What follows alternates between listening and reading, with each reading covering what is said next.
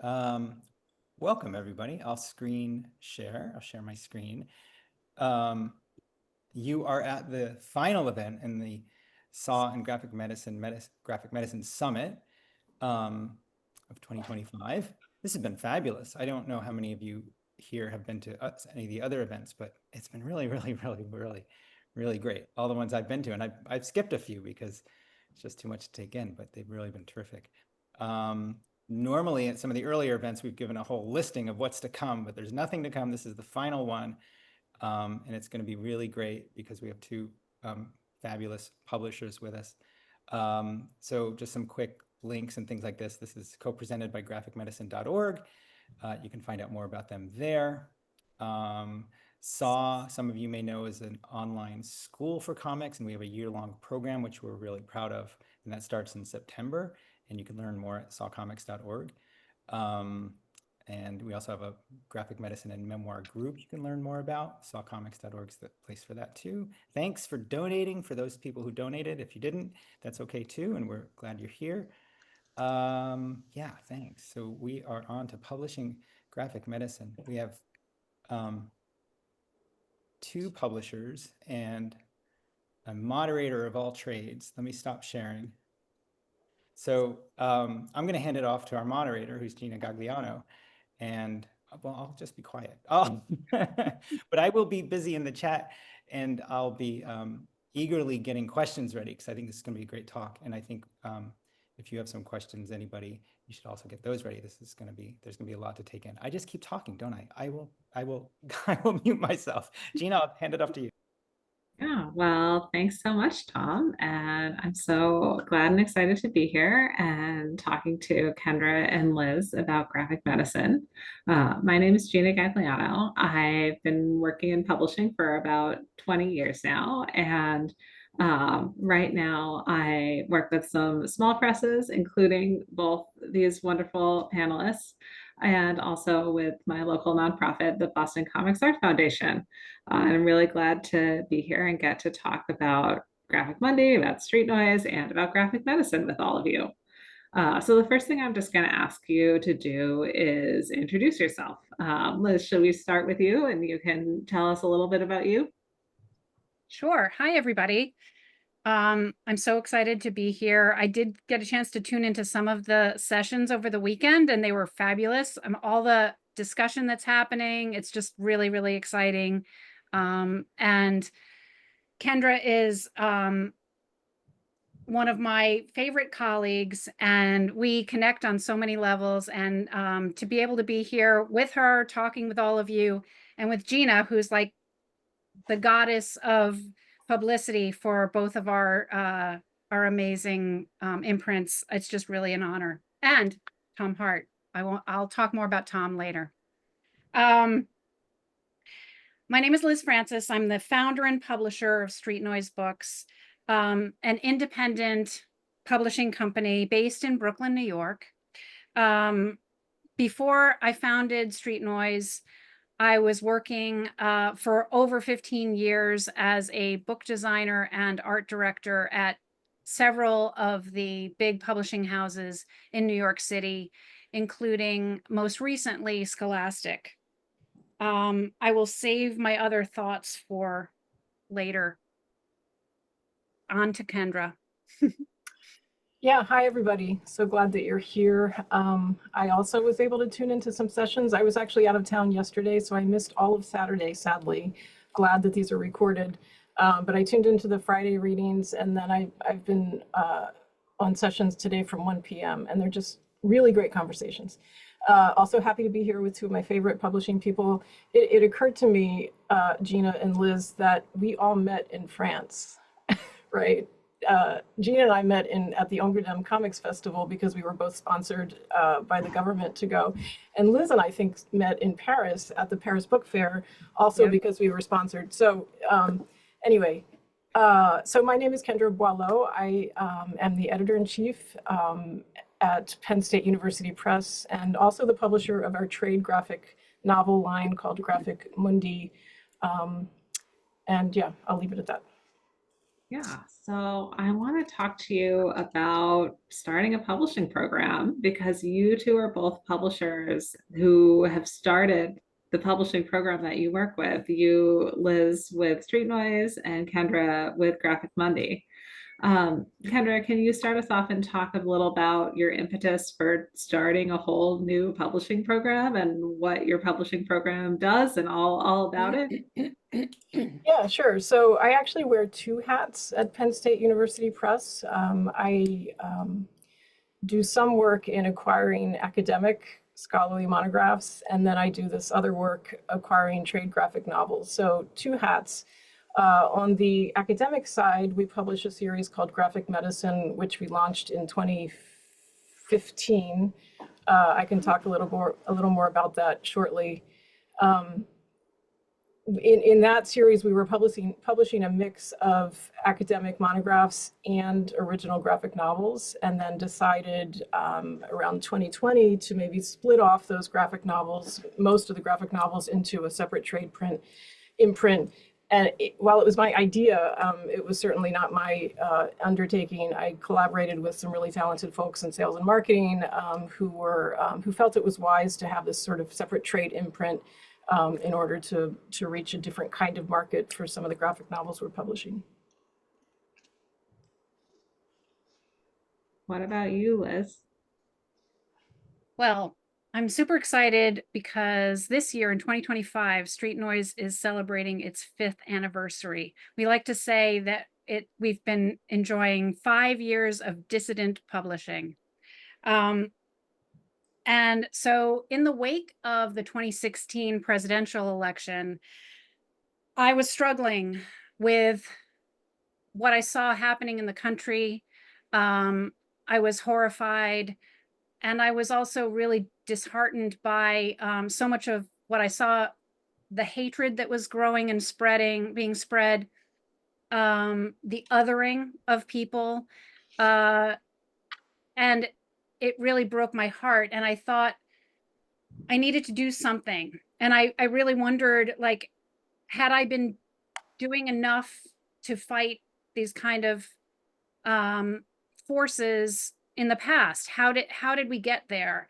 And I needed to, I took all of it to heart. Like, if you're not part of the solution, you're part of the problem. And so I thought, well, what can I do? I can make books. That's what I do for a living. That's what I love to do. That's where my passion is. And I really believed very strongly in the power of books to generate compassion, and particularly books that tell people's own truths. So I decided to focus on, at the time we were doing just nonfiction. So it was very much people telling their own stories.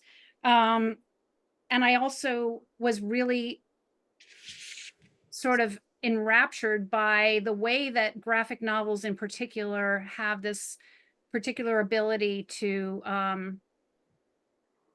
give you another perspective, not just through somebody's words, but actually through seeing it through their eyes of the kind of through their artwork. They're showing you what life is like for them.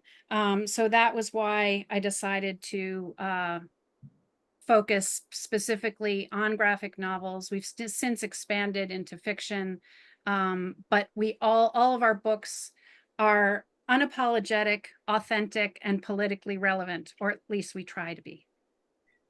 Yeah, that's awesome. Two great publishers. Liz, for this publishing specific discussion, can you talk a little bit about what it was like to start a publisher? Like, you're basically like setting out your own shingle, being like, okay, I need to acquire some books, edit some books, distribute some books. You have an office. Like, how did that all work?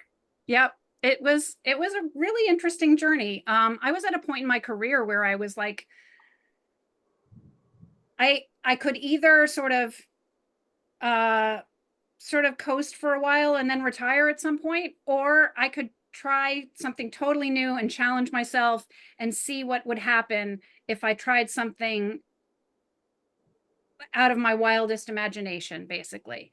So I did a lot of research. I worked for a small publisher for a bit, because I had only worked at the big publishing houses. I didn't know anything about how to acquire books, how to get them printed, how to hire editors, how to do any of that. So I worked for a small publisher called Zest Books for a while. And I learned a lot from Hallie Warshaw, who is the publisher of Zest. And I did a lot of experimenting and followed my gut. And we started off with 5 books. I did rent an office in the beginning, and that was wonderful. I decided that it would give me a sense of gravitas. That was the word I used. Because I didn't want it to feel like some hobby that I was operating out of my, my living room or whatever. But then when the pandemic happened, I moved home, and then I realized, well, wait, it's way more efficient for me to be doing this all from home.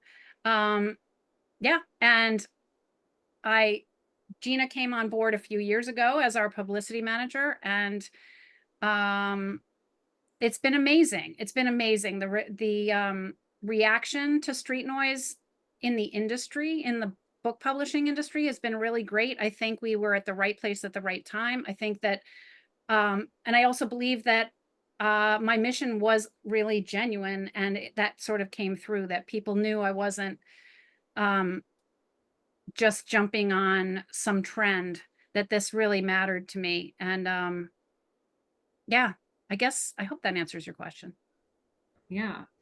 Kendra, I feel like it must have been very different for you to start an imprint, given that you're already working at this publisher. You already have the office set up.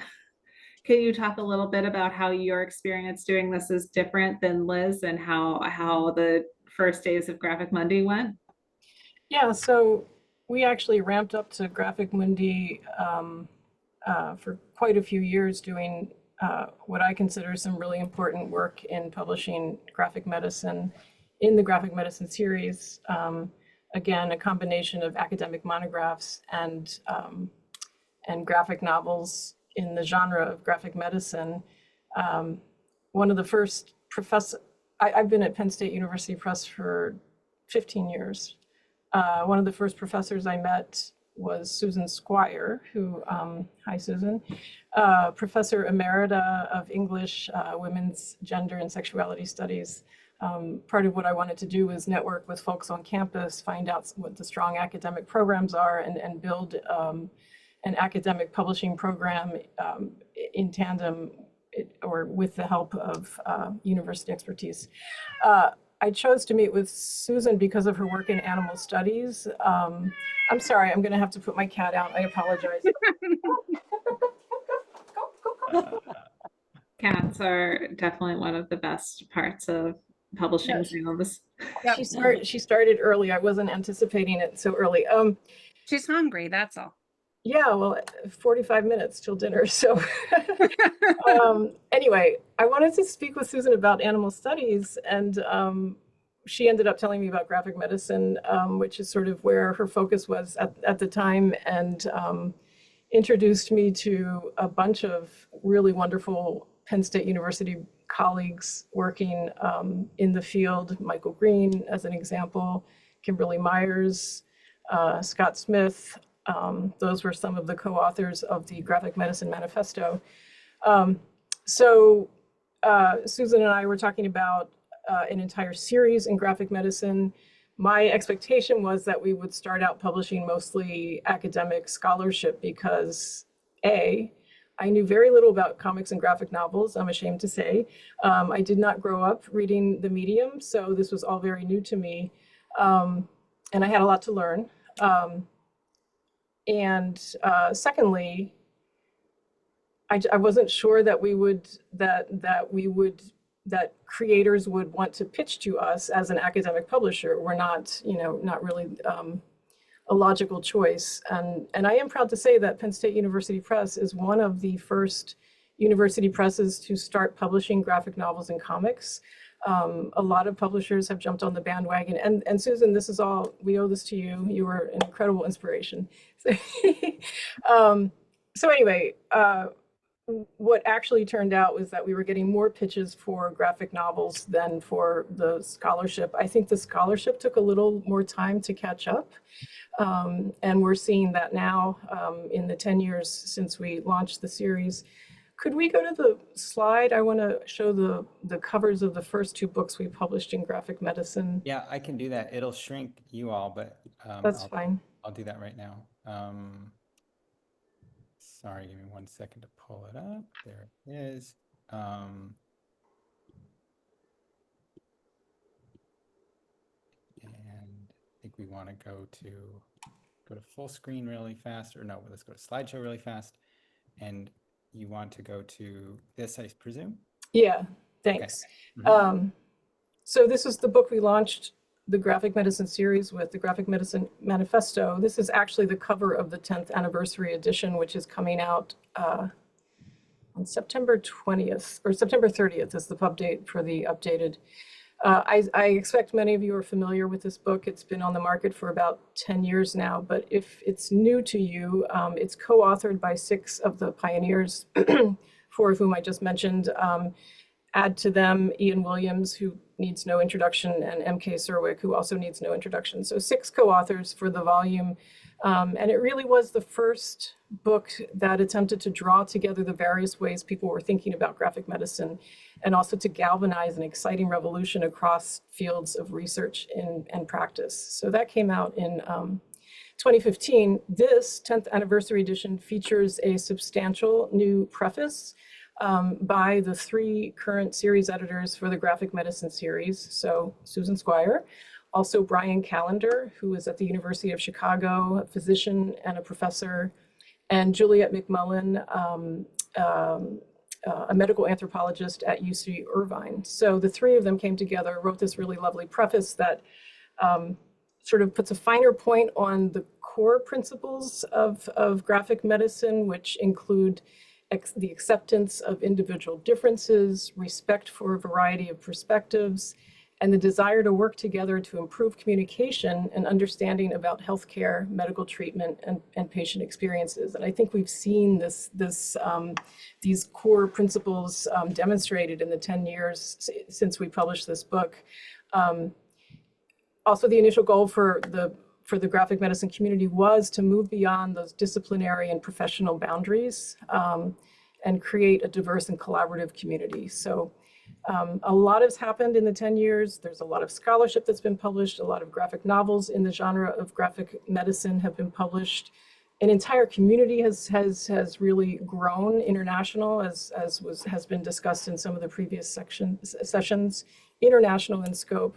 And also graphic medicine has become an important practice, right? I think Michael Green was talking about how he has his students draw comics in their classes to learn about as they train to become caregivers themselves and doctors. So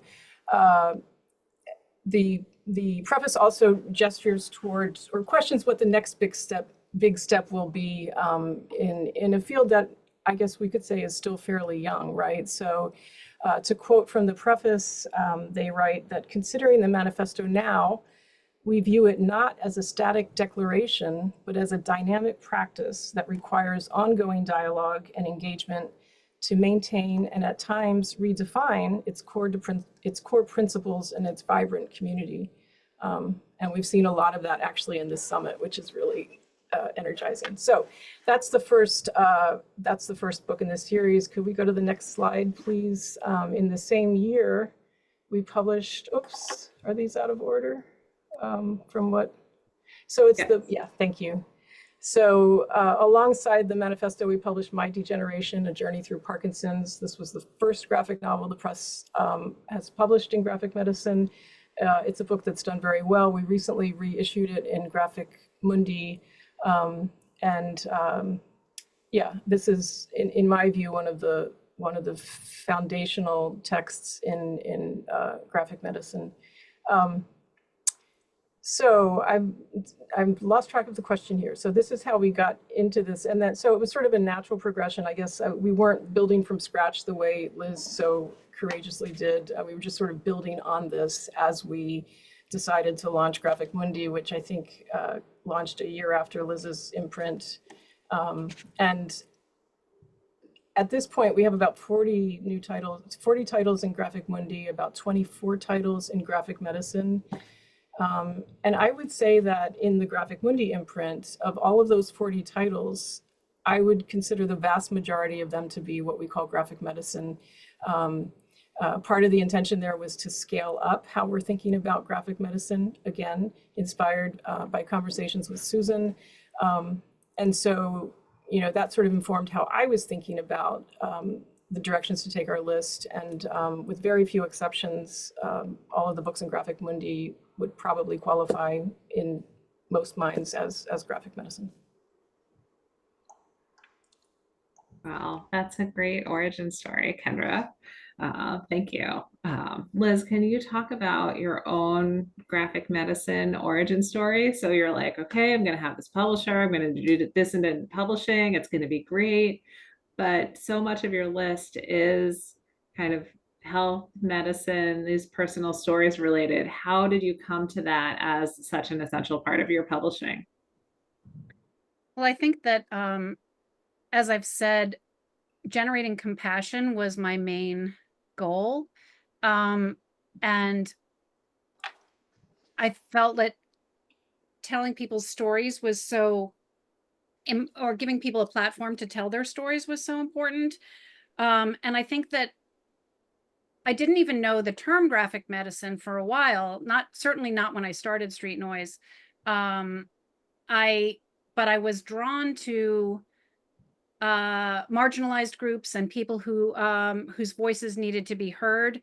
And I felt like it was more, we needed to generate compassion more than ever in areas of suffering, and suffering, whether it be from chronic pain or extending to mental health and to trauma and to disability.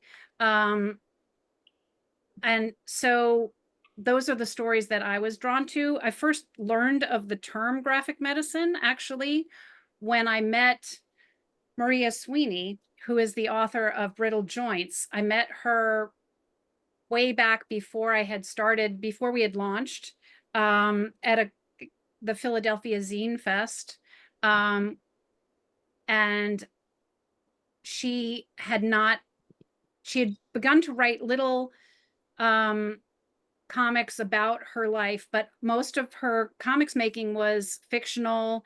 It wasn't, I don't know that she realized how powerful her story was at that point. And I remember I was so excited to meet her, and I really hoped that one day we would be able to work together. And I remember emailing her afterwards and saying, have you heard of this thing called graphic medicine? Because I think it would be a great fit for you. And I think she said, yes, somebody else has told me about that. And so from then on, I started really paying a lot of attention to what people were calling graphic medicine at the time. And I've since, you know, gotten to know a lot of folks in that space. So, and I ended up publishing Brittle Joints last year, which I'll talk about later, but yeah. Great. Well, I would love for the two of you to talk about some of the essential graphic novel, graphic medicine titles from your list. I think we've kind of already started to dive into some of them, but Tom, if we could go forward to start with. How far do you want to go? Remember that?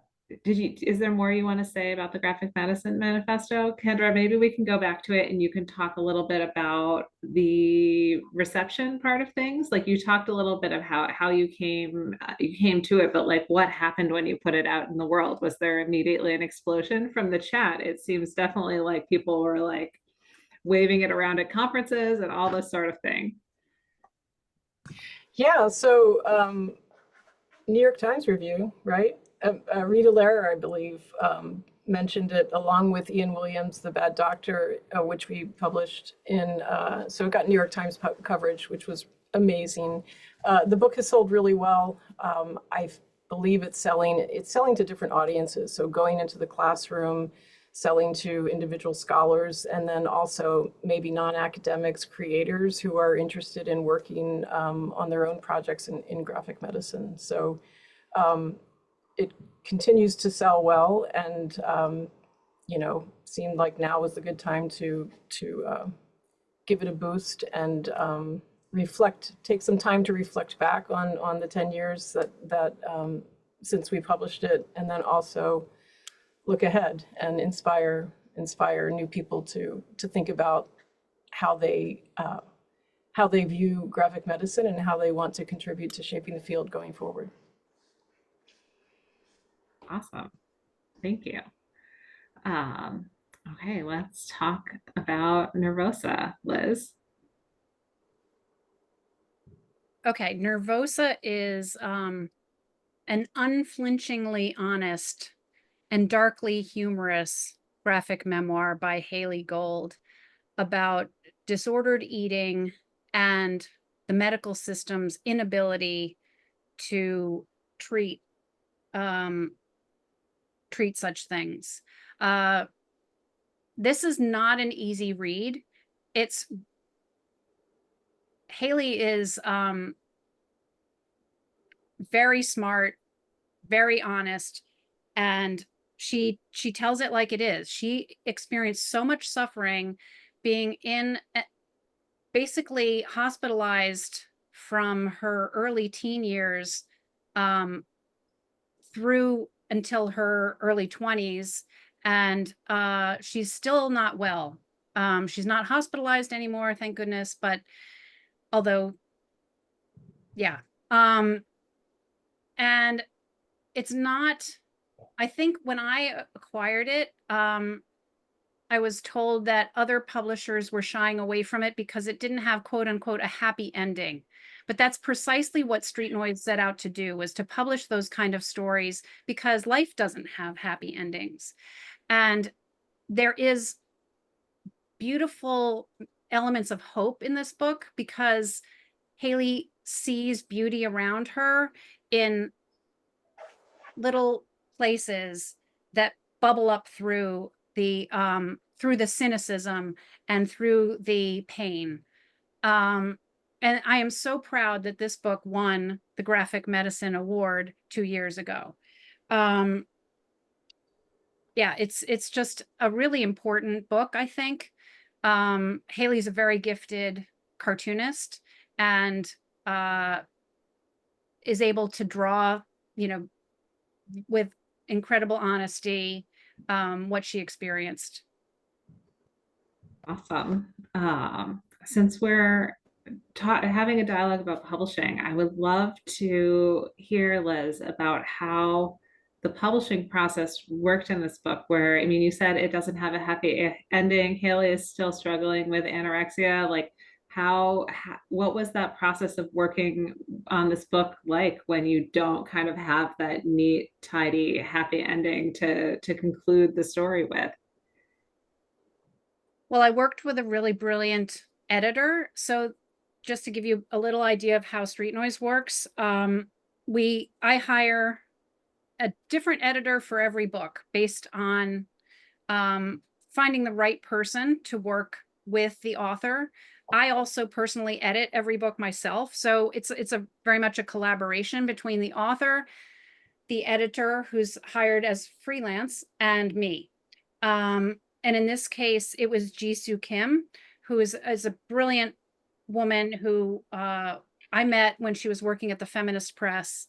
And she had a beautiful, insightful way of working with Haley and I on this book, and understanding what Haley was trying to achieve, but also sort of crafting it in a way that made it a little more accessible to people, made sure that Haley's message was not being misconstrued, and that it would come across clearly and beautifully.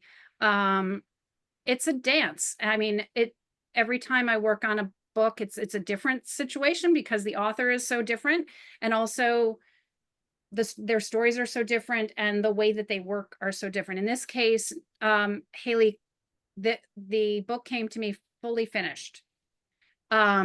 In some cases, a lot of cases, I start working with someone when they have a couple of chapters done maybe, and we're working together to do the rest of the book. But just because it was fully finished doesn't mean we just published it as is. We took the book and then we saw ways in which we felt like it needed to be tweaked and finessed and made clearer. We worked on the art and the text,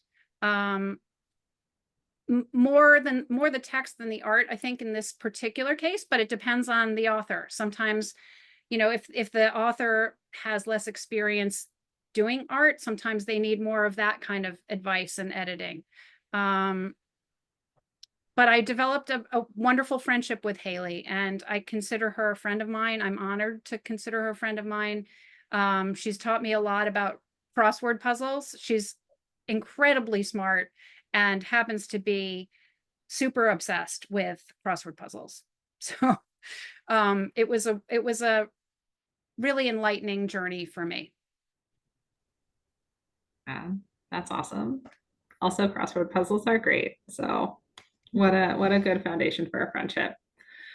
Okay, Kendra, we talked about your next book here a little already, but I would love to hear about how you connected with Peter. Like, did he submit this book to you? Did you hear about him? I know he had been a cartoonist throughout his career. Like, had you heard of him that way? I'd love to hear all about the backstory. Yeah, I didn't know anything about Peter Dunlap Scholl, and I don't know if this came to the series through the series editors, who at the time were Susan Squire and Ian Williams. Not sure if they were the connection there, or if you just somehow heard about the series and decided to pitch it. If you want to jump in, Susan, if you have a recollection, that please feel free. You're on mute. You're on mute. What was the question, Kendra? How did Peter's book find us? How did he know to submit? He submitted it in an early draft. To you, or to, I like, guess I think it might have been to me, but I don't remember. We could ask him. yeah. But I remember we did some developmental work on it, as they say, and that was really fun. That felt like such a gift. Yeah, I remember you engaged a lot with his graphic novel, with some really great ideas for fairly minor ideas for revision, but he's a consummate professional. He's a former comics journalist, and when he was diagnosed with Parkinson's, he had to leave that job, and then he had to train himself to draw with a computer, which was a lot easier for him to make edits, for example, rather than working by hand. He was losing some fine motor skills. But yeah, he was very amenable to the edits, and we've gone on to publish his second graphic novel called Nuking Alaska in Graphic Mundi, which is the story of him growing up in Alaska during the Cold War, when the government was sort of using that part of the country as a nuclear testing ground. So very wry, tongue-in-cheek, some of the horrible disasters that were averted, miraculously averted. He documents those experiences. But yeah, he's wonderful to work with, and yeah, so grateful that he came, and a surprise too, because we didn't have an existing list in graphic novels. So really glad that he put his faith in us to publish his book. That's great. Okay, this book has been mentioned in the chat. Liz, tell us all about it.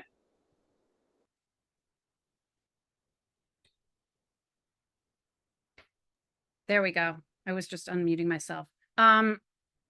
Brittle joints. Maria Sweeney is just an incredible person, and her book is absolutely beautiful.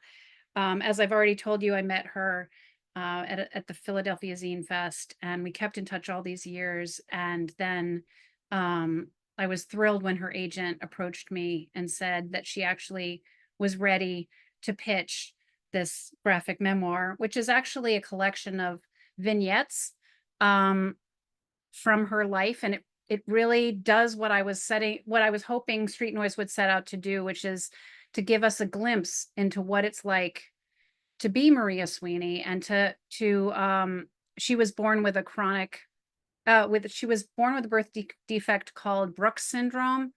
And it results in chronic pain and her needing various surgeries throughout her life. She's an ambulatory wheelchair user. And this book was also edited. Coincidentally, I'm realizing several of the books I'm talking about tonight were edited by the brilliant Jisoo Kim.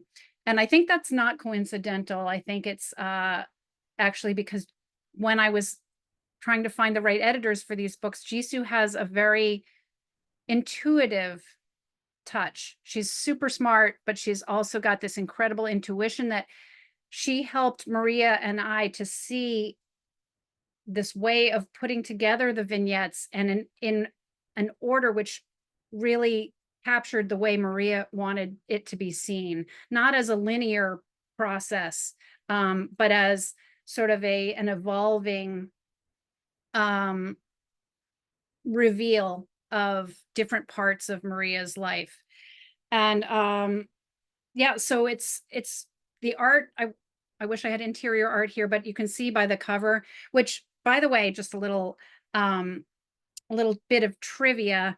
The cover was inspired by Frida Kahlo, a piece by Frida Kahlo, because I felt like there was this beautiful, to me, in my mind, there was a beautiful connection between Maria and Frida, and in that they both were disabled, they both had chronic pain, they both loved the beauty of the natural world and flowers, and were able to see beauty even through their own pain.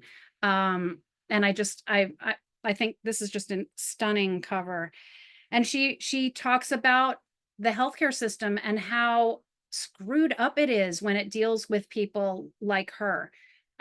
Even things, so simple things like how when she rolls herself into the hospital, or her partner would wheel her into the hospital, and the desks are up here. Like, why would you have desks at a hospital up here when you're going to have people in wheelchairs needing them to be down here? I mean, just ridiculous things like that. But, you know, also the insensitivity of so many of the medical professionals in the way that they dealt with her. And so this book, it has received, I'm so thrilled that it has received incredible accolades, 3-starred reviews, and next week it has received 2 Eisner nominations. And so Maria and I and Maria's partner will be together at the Eisner Awards on Friday night. So fingers crossed for this book. It's really, really amazing. That's awesome. And it's a great graphic novel. Okay, Kendra, I think you have another book to talk about with us here. Yeah, I chose Down to the Bone, a leukemia story, to raise as sort of representative of the kinds of books we publish in Graphic Mundi, because it's a translation from the French. I would say at least half of our list at this point comprises works previously published in other languages and available to Anglophone readers for the first time. That's part of our ethos, is accessibility and also hearing a diverse range of voices.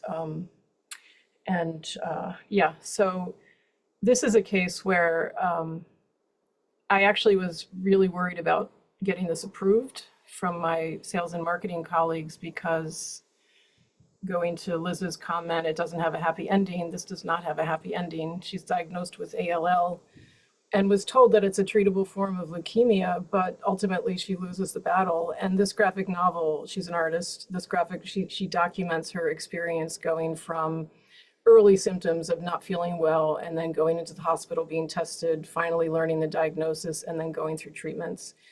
She manages to draw the entire book up until the few last pages, and somebody else picked it up for her. What concerned me, the first concern, really depressing. Second concern, the author is no longer with us. And it's pretty clear in most cases when you have an involved author who is out there promoting their book and getting the word out, those books tend to be a little more successful from a salability standpoint. So I'm just so grateful that my colleagues supported going out on a limb for this one and trying it. This one I picked up at the Angoulême festival when I met Gina at that time, maybe 6 years ago. And I read French, so I brought the book on the plane home with me, and on the plane I was reading it and was just gobsmacked and basically having a meltdown and trying not to have other people be concerned about my mental health. It's an amazing story, and I also think, unless somebody else here knows, and I'd love to hear your thoughts, I believe this is the only cancer graphic novel to date where the author pretty much finishes it almost all in its entirety. Usually people succumb, before they can actually get the work done, given how long it takes to draw a graphic novel. So the book is doing really well also, I'm happy to say. And it's just a book that has a special place in my heart. And I so wish I had the opportunity to work with Catherine on this and establish a relationship with her, but that wasn't possible. But I'm really glad to see it do well. So again, just we do publish a lot of translations, which I'm very proud of. In fact, I think Szczepanka Gislowa from the Czech Republic was in one of the sessions on Saturday, which unfortunately I missed. She was talking about her book Heartcore, which we published this spring. So we have translations on the list at this point from a number of different languages. Yeah, thank you. And Liz, I think you have one more title you wanted to share about with us. Yes, this is Everything is Fine, I'll Just Work Harder, Confessions of a Former Badass by Kara Gormley. And every time I've been at festivals lately, people pick up this book just based on the title. I think they all say to me, wow, this is just speaking to me. And I'm like, I know, don't we all feel this way? It's a great title. But in this book, we say Kara is one queer person who's using therapy to navigate the healing from the trauma of a past sexual assault. And in this book, Kara does, I think, an amazing job at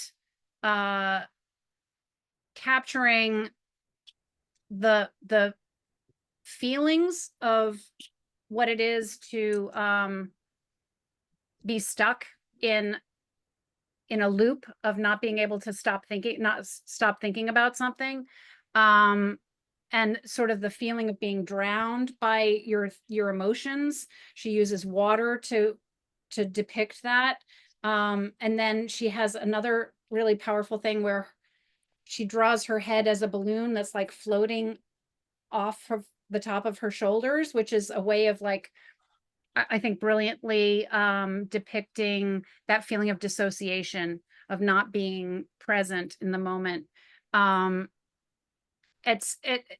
Yeah, I think this is a really, really wonderful, fascinating book that captures so much of therapy. And in it, I mean,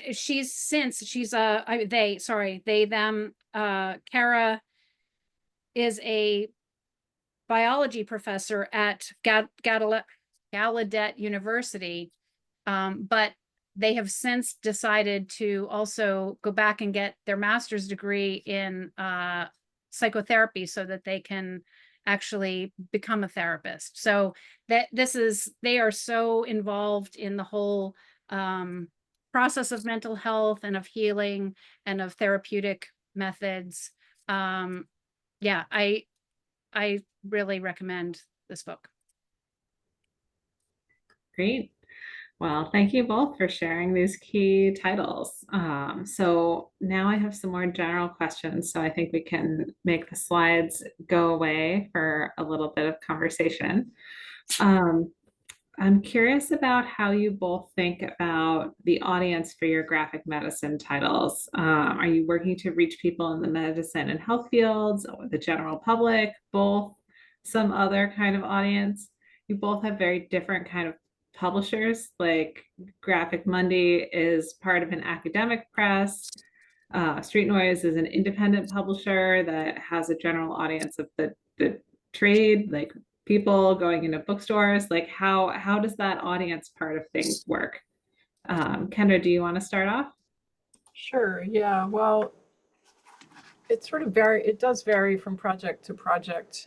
So I kind of think about the graphic novel pitches that come in on a continuum, from ones that will appeal primarily, if not exclusively, to academic audiences, whether that's scholars who are doing research in the genre of graphic medicine, or medical professionals who are using these graphic novels to inform their own experiences as a clinician, or if they're teaching medical students, using them in their teaching curriculum. So that's the academic side. And then you have graphic novels that will kind of cross over from that to general readers.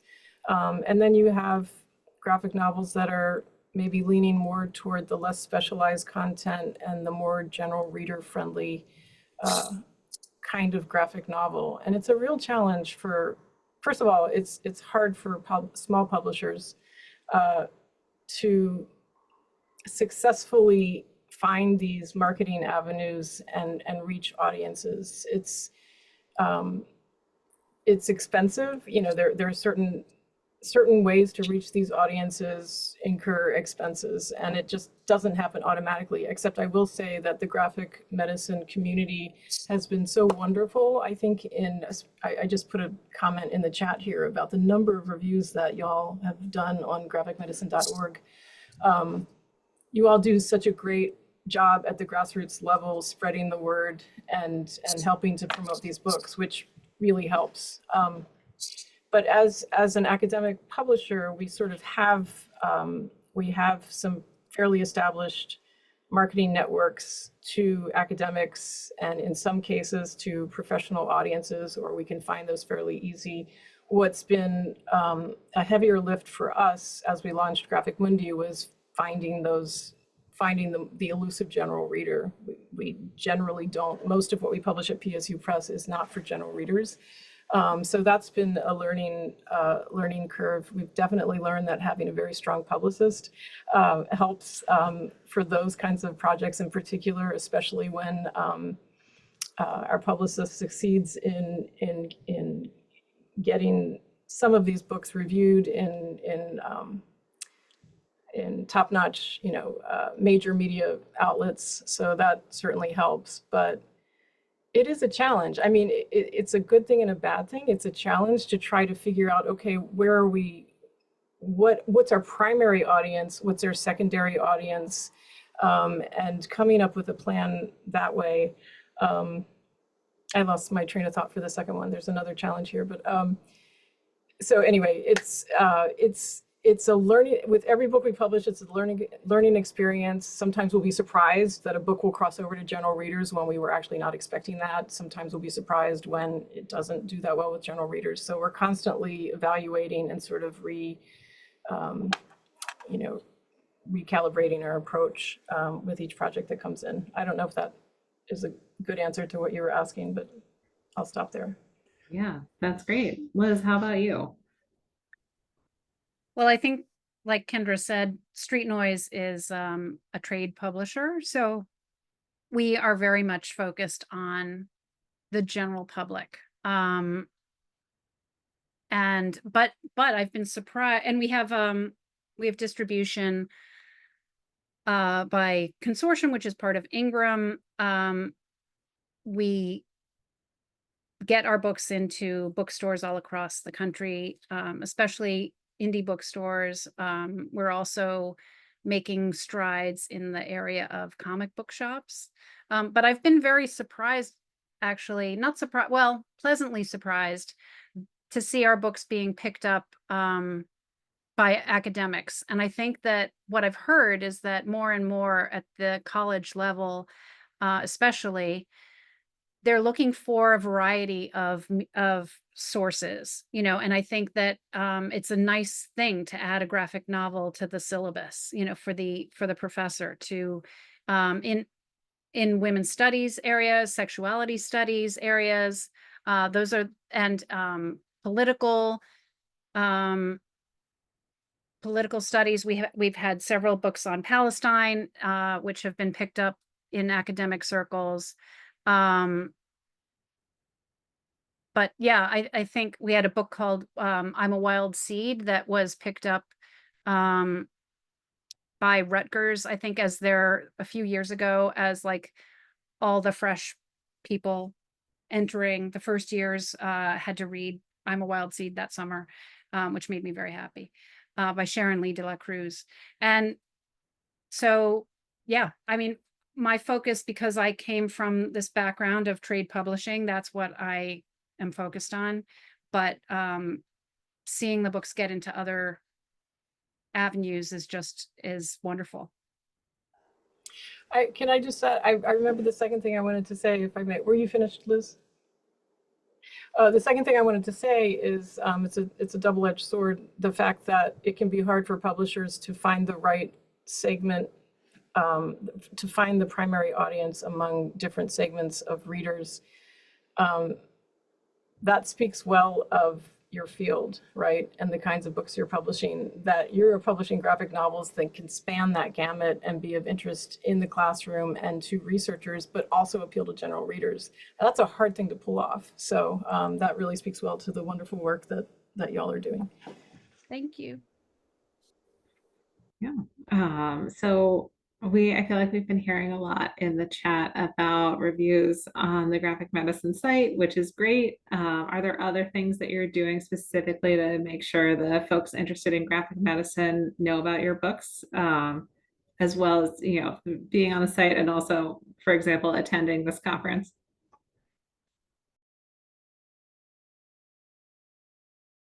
I can go quickly because I don't have as much to say maybe as Kendra. I mean, I think that I like talking about graphic medicine, so I do find myself on panels about it at various places.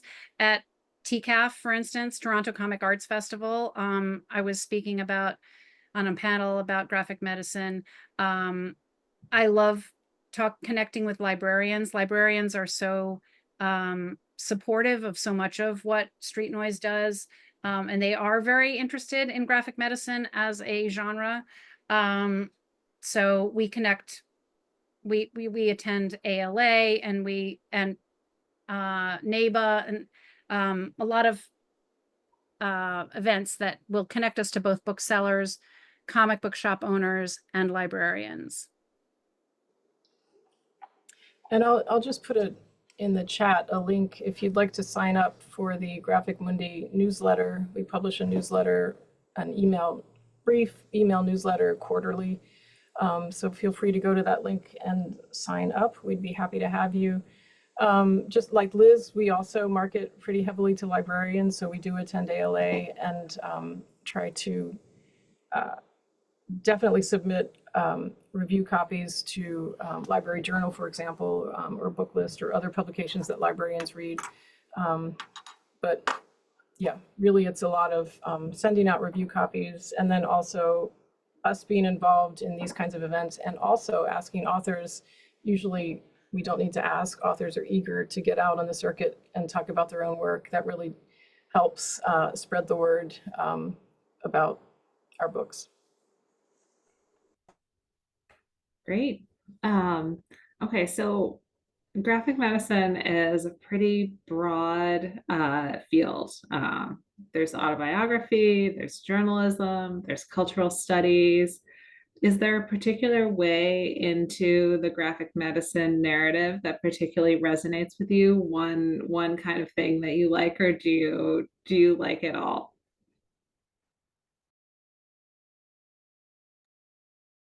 Okay, I'll go. I find myself mostly doing memoir,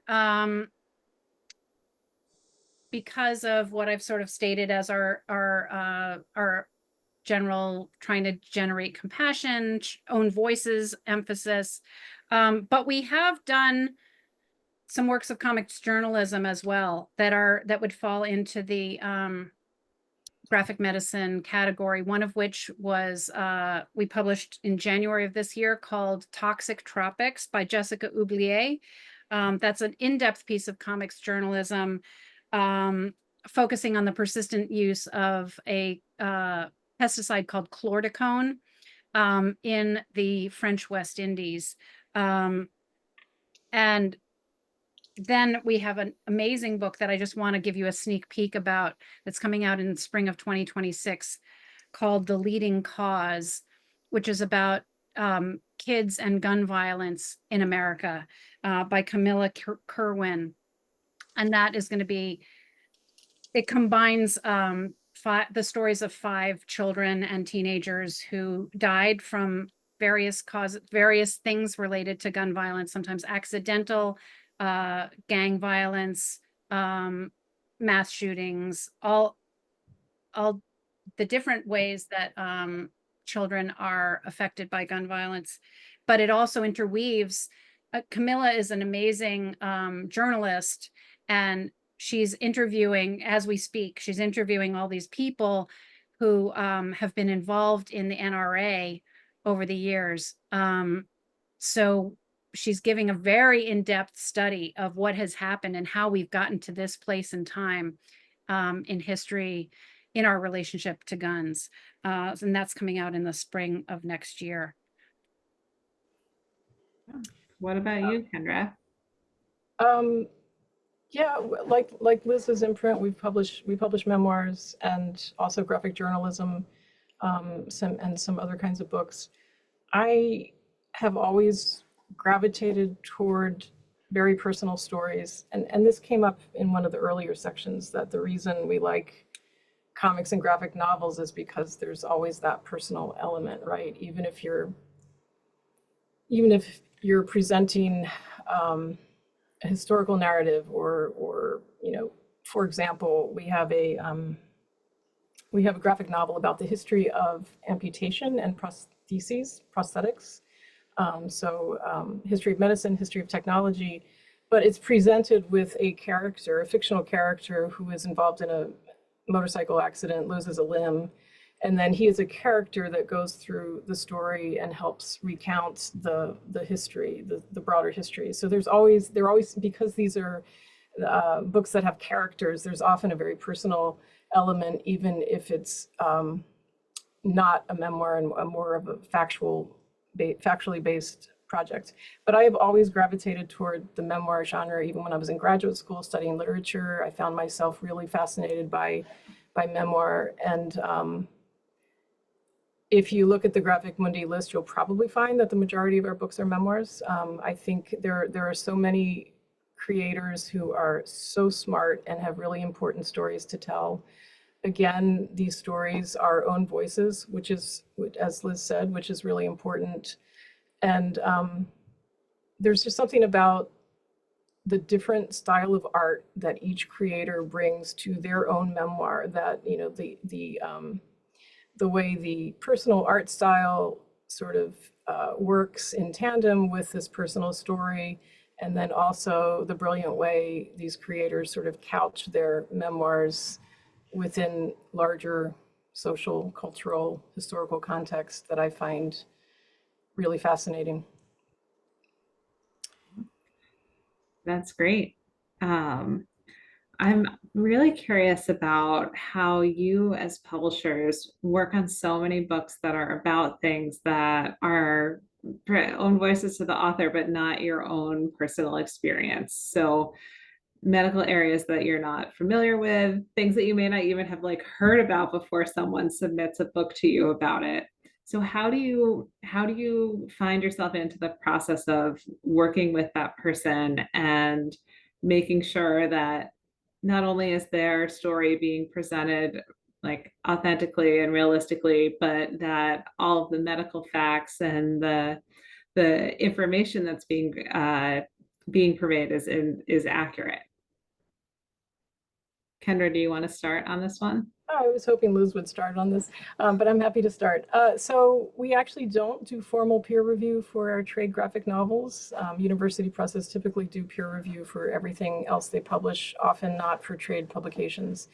That said, so for example, the book I just talked about the history of amputation and prosthetics, I actually did the translation for that book, so I was doing fact checking as I went along. I mean, it's not a very technical, it's a very brief survey of this history. I was able to do the fact checking myself. I did find a couple things in the French edition that were off, and just a few things that I corrected. I'm generally doing a little bit of fact checking as I read all these manuscripts. Maureen Burdock's Queen of Snails memoir, for example. I remember kind of checking some of the facts on as I was reading through her submission. She's a consummate researcher, as we saw from the previous session, so there was really nothing that raised a flag. When it comes to the other thing I will do more often maybe is ask people to do sensitivity reads if it's an issue that I don't have personal experience with, and I could benefit from getting another take. For one of the graphic novels that we published, well, I'll just say Marry Me a Little, Rob Kirby's memoir that we published a couple years ago, there was one person at the press who felt it was, and I think it's okay to say this, who felt that it was portraying certain gay characters in a negative light, which I completely disagreed with, but to be safe, I sent that out for a sensitivity read and was completely, that we completely overruled this person and they were satisfied after getting the sensitivity read. But I think it's important to do that kind of thing. And then finally, when it comes to medical, I mean, that's really tough. So oftentimes I will I will contact folks, like for the alopecia book we did, Bald, for example, I did reach out to some people in the alopecia community, and I don't ask them to do a full read, but I'll just like isolate certain parts of the book. Can you read this? Let me know your thoughts. Are you seeing anything? And then again, if somebody raises flags, then maybe that's the signal to do a little more in-depth review. But again, generally speaking, we don't do the formal peer review for these books. Yeah, Kendra, for people who haven't heard the term authenticity read or sensitivity read, can you clarify a little what is that? For people in different, it's to make sure that people in different cultural groups, in this case, gay characters, to make sure they are not portrayed accidentally portrayed in any sort of negative light. And, especially if I'm not really closely connected with that community, I do rely on other people's takes. And yeah, does that Yeah, help? and I think there's also the idea a community as a monolith, right? So the author, even if they come from that community and have their own personal experience, may be not aware of other factors going on in the community. So you want that gut check from multiple people to say, did you know that your experience and this other person's experience may not align exactly, and take that into account as you're doing your story? Right. Yeah. Liz, can you talk about your process of fact checking, authenticity checking, all of that? Sure. I mean, I think, like I mentioned earlier, each book is unique, and so the way we go about it is unique. In some cases, I have consulted with experts in that particular field to make sure that that what we are depicting is accurate. In like we did that particularly, I remember with Queer as All Get Out. 10 queer people throughout history who inspire me by Shelby Criswell, because Shelby was covering all sorts of people from throughout history, and we want to make sure we got the stories correct. Then we also hire, well, in the case of, we published a book of graphic medicine called Vagina Love, an Owner's Manual, and by Lily Sohn. And we hired Shay Merck actually to do sort of a sensitivity read. Yeah, I guess that's what I would call it, to go through the book and see what they felt about the way we were depicting things. And they called, because I felt that there were issues in terms of gender. And Shay helped me to rewrite a lot of that book so that it was not gender specific, but instead of talking about women's health, it was talking about people with vaginas health, the health of people with vaginas. And so that's an example of how we've used that. And as I said, I hire different editors to work on each book. So sometimes the editors have particular expertise in that area. We also have a proofreader who goes through and does fact checks on things as she's going through everything. And in the case of, is it Vagina Love?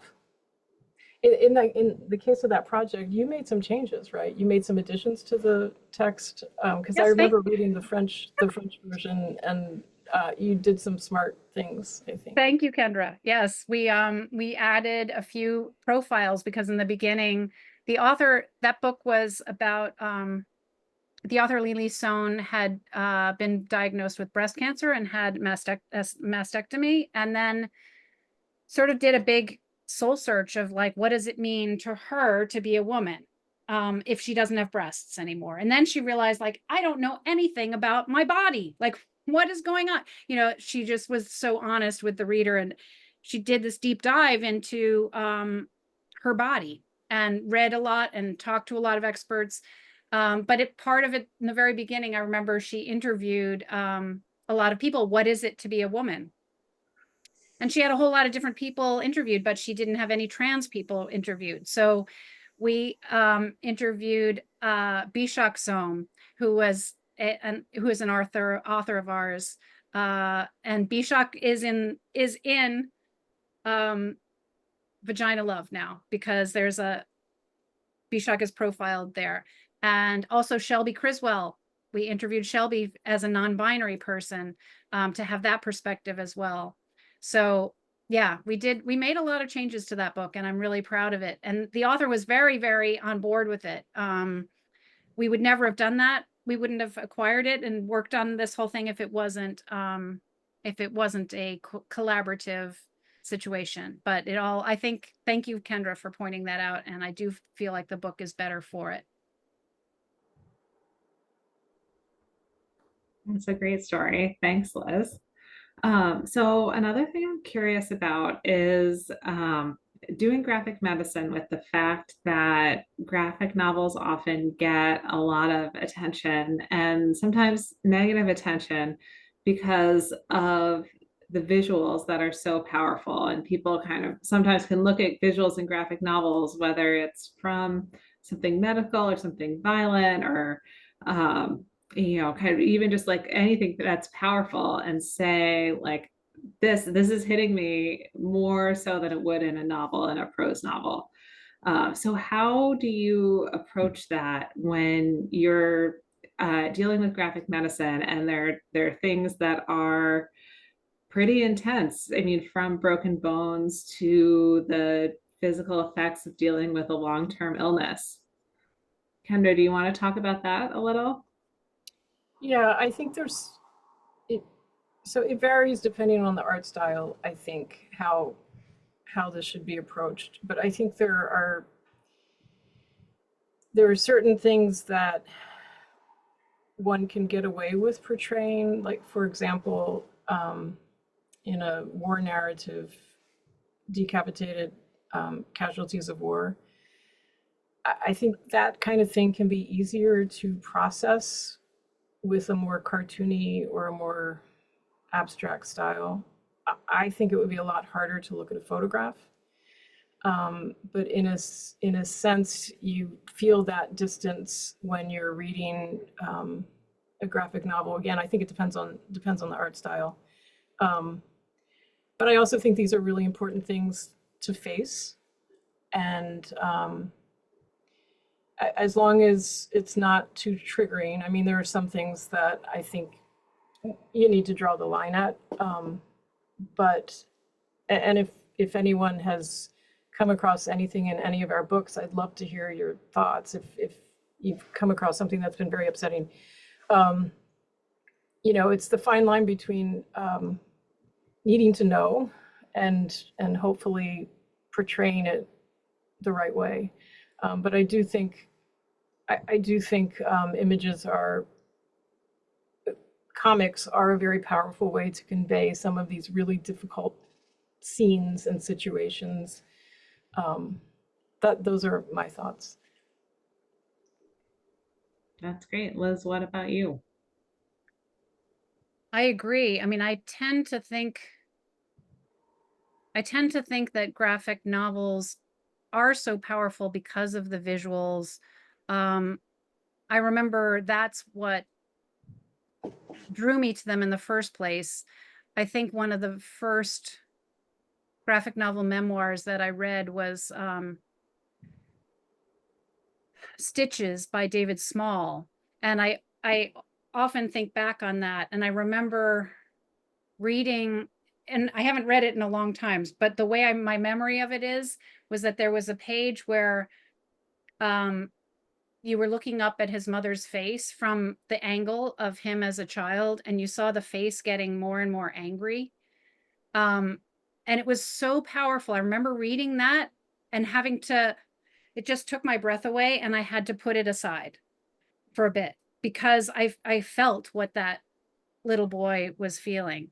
And that made me think this is something that I want to be involved with, because I think we don't want to numb ourselves. We want to be alive and to be moved. And that being said, of course, everything that Kendra said about triggering, like I would not want to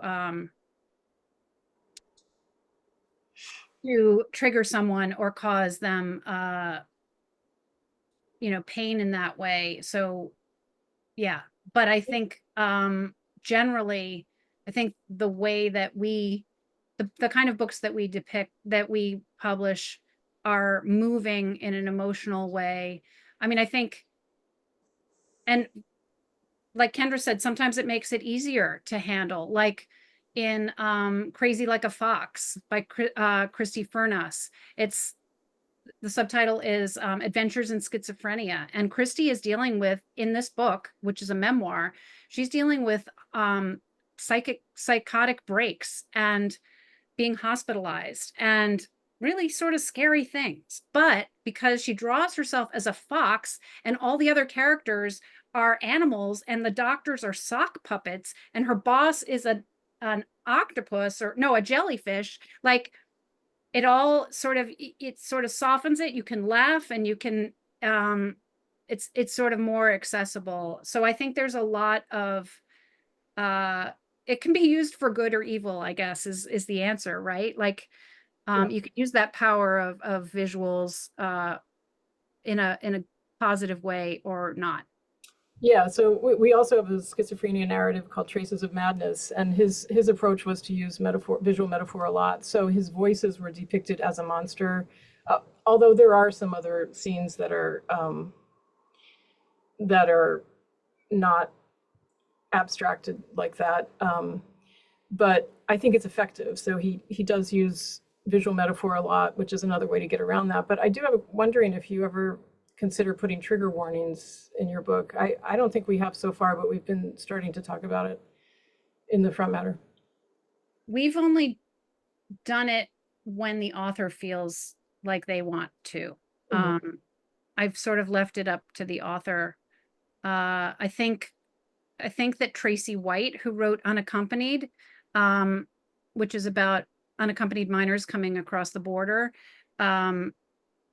I think she has somewhat of a trigger warning. I don't know if it's called that, but at the beginning, she was very careful of wanting people to know what, even though visually there aren't really graphic scenes or anything, but it's just that the content is disturbing. It's upsetting to think of what these kids have gone through to get here and what they were facing back in their home countries that made them leave on foot to travel all the way to the border of the United States to try to get in.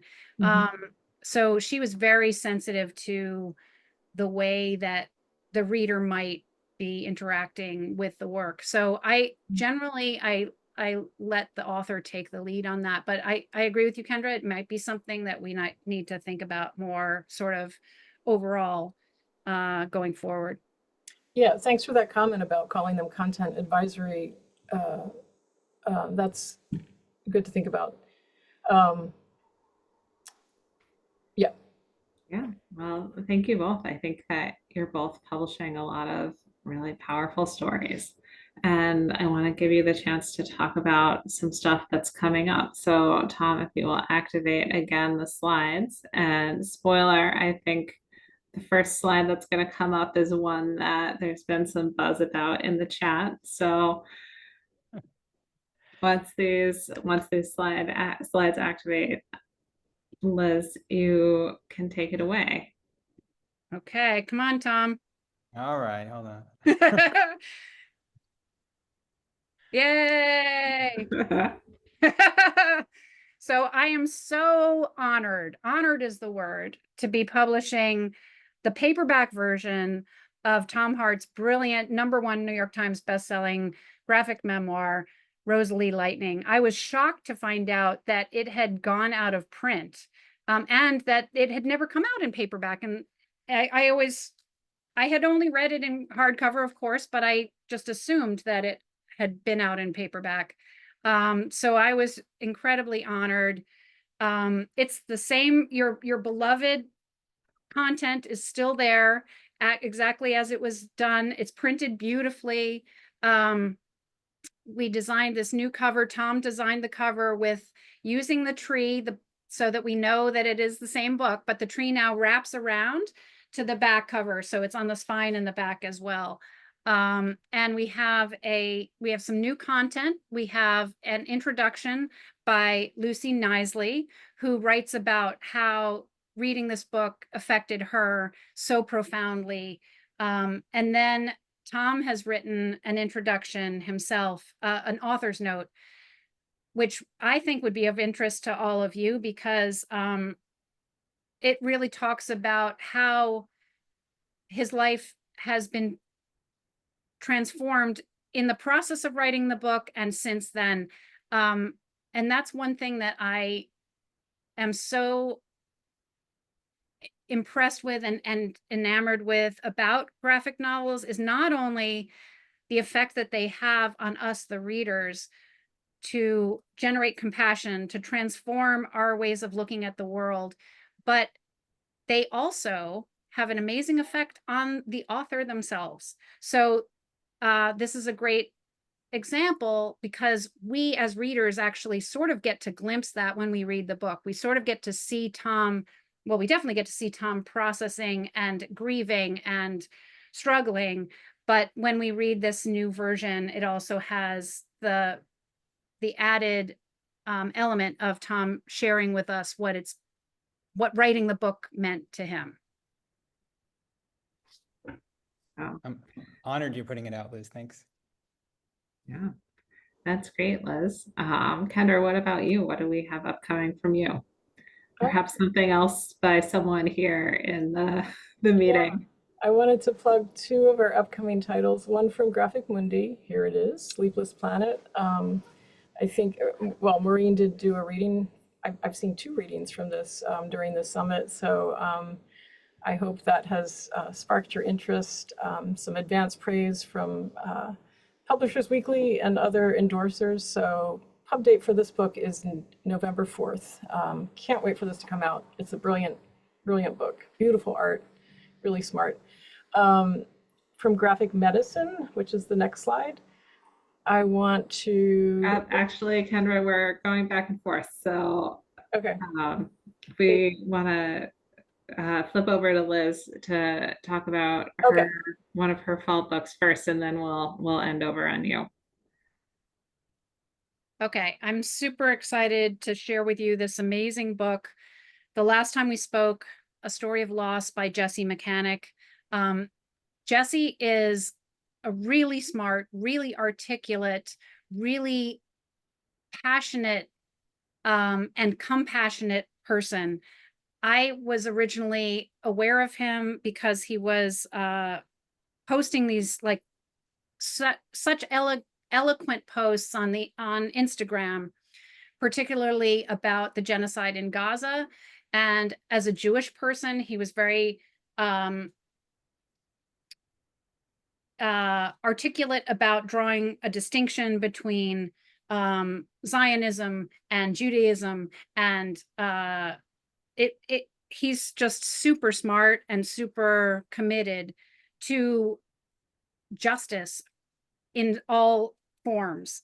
And so when I saw on Instagram a while back that he was looking for a publisher for his graphic memoir about how when he was 14, his mom died of cancer, and how that death and his grief over it affected his whole life, I was instantly interested. And then when I saw the book and the art that he'd been working on, I just fell in love with it. It's an amazing book. It's done. Again, I wish I could show you interior spreads here. But someone once said that each page in this book looks like a poster you would want to hang on your wall. They're like, each one is just a work of art.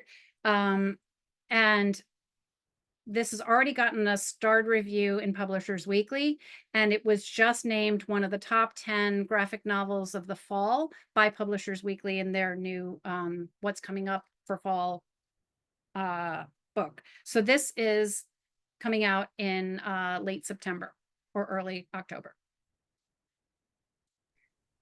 Awesome. And then Kendra, this next book seems like it's an essential title for any academic in the graphic medicine space, right? And you're on mute. Thank you. I wanted to plug this, if you'll bear with me, because I'm so excited about this book, and it's a collaborative project that's taken a little bit of time to come together. This is by Lisa Diedrich and Brianna Martino. Keywords, images in, sorry, I got the title wrong. Keywords, key images in graphic medicine. This is a verbal and visual lexicon that's meant to serve as a portal to the concepts, methods, and politics of the field of graphic medicine. So Lisa and Brianna put out a call, and they compiled ideas for the keywords and the key images submitted by comic artists, critics, academics, health practitioners, and advocates. So there will be 37 entries, along with an index of related keywords and images. Their goal for this book was to provide instruction on how to read both and. So both words and images, both visual condensation and verbal elaboration, both sequentially and simultaneously. And they also hope that this book will provoke readers to find, you all, to find and invent your own keywords, key images, as you participate in graphic medicine's creative, critical, clinical, and classroom activities. This will be out in February 2026.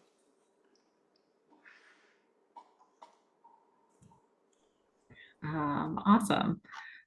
So I was going to ask you to conclude things by just sharing where people should look for Graphic Mundi and Street Noise online if they're listening to this and they want more information about what you're publishing to get your newsletter. Yeah, so just tell us about where people should go.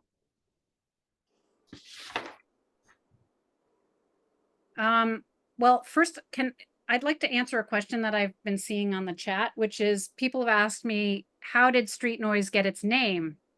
You can sign up for our newsletter here. You can go to streetnoisebooks.com, sign up for our newsletter. And also you can follow us on Instagram, which is Street Noise Books on Instagram. And I write our newsletter myself, and I do the social media too. So you can really connect with me through either of those things. You can DM me on Instagram too, if you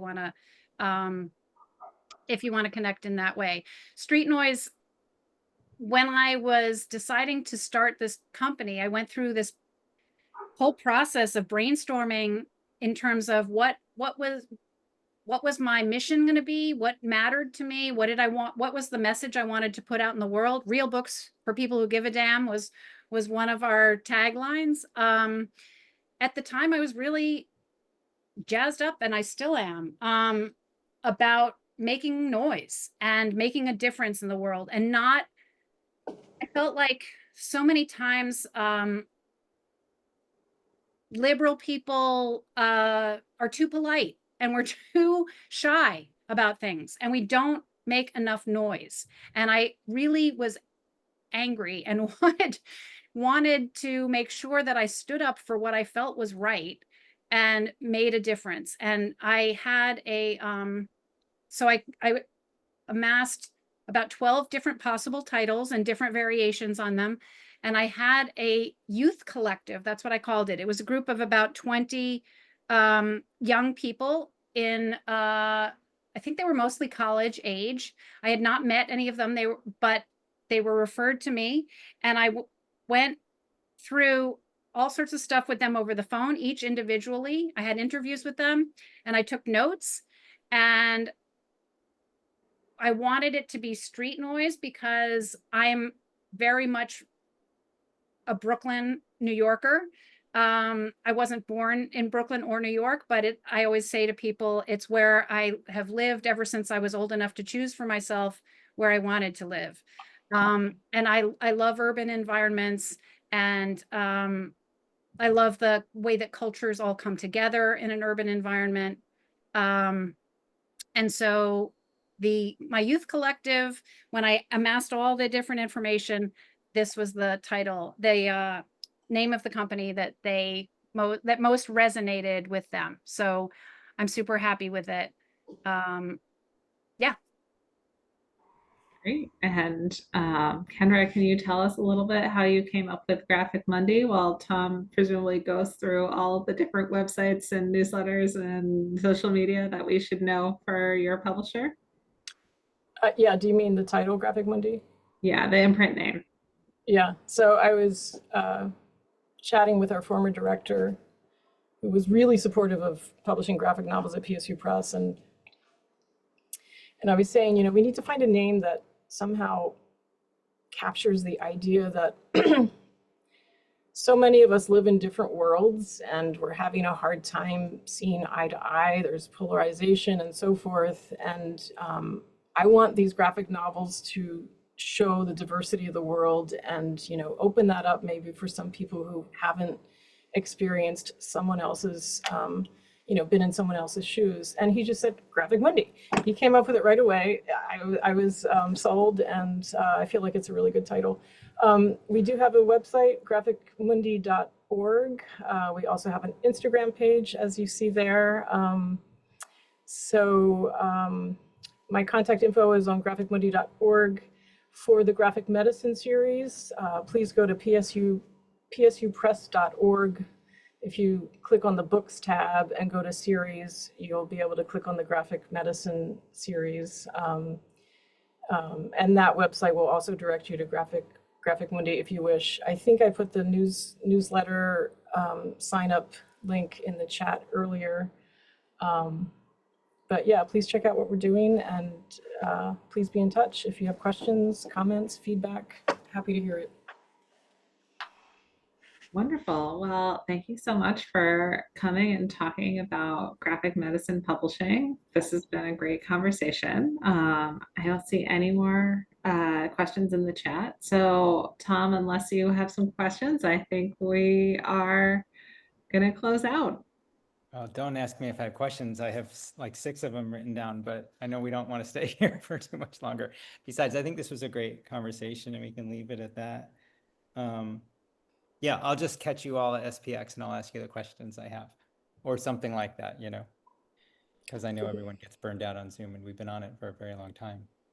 I'm really appreciative of you guys coming together and telling us your stories, and Yeah, happy to do it. Thanks for And- having us. And yeah, you're both so motivated by, for lack of a better word, such pure motivations. You know, you really believe in what you're doing, and it's just really an honor to have you here talking about it.